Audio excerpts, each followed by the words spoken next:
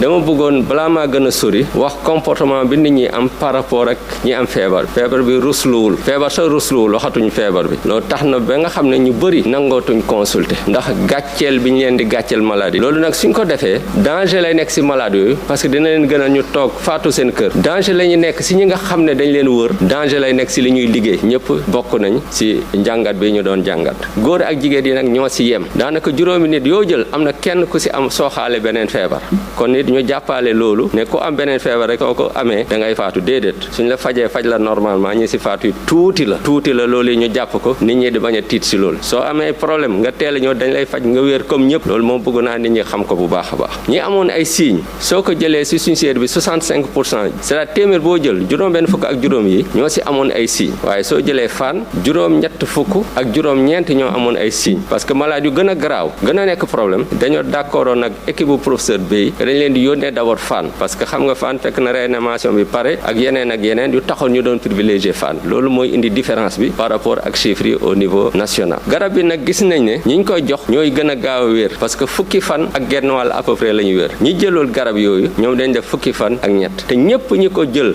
balaa complication am ñoom ñëpp wér nañ kenn amu si complication kenn faatu aussi su fekkee si wàll yaramu nit ki nu mu koy nangoo li ñuy wax événement indésirable fukki nit ak ñaar ñoo si am problème à peu près 2% ñi am problème mu cardiaque yi ñuy wax te problème cardiaque yu mineur la daanaka jege na benn nit si téeméeri nit yoo jël te yooyu yëpp bi ñu arrêté garab gi mu dëñ amuloon benn bu si garaaw amuloon benn bu si am problème donc si gàttal traitement bi baax na pour malade bi gën a gaaw a wér kon wàllaateem gën a gaaw a jeex baax na it parce que c'est bien supporté ñun gisaguñ si lor am na ay lor yu ndaw yu muy indi mais loolu du indi benn problème ñenn ñi sax dañuy continuer seen traitement malgré li jëkk loolu bëggoon nañ ko wax ba mu leer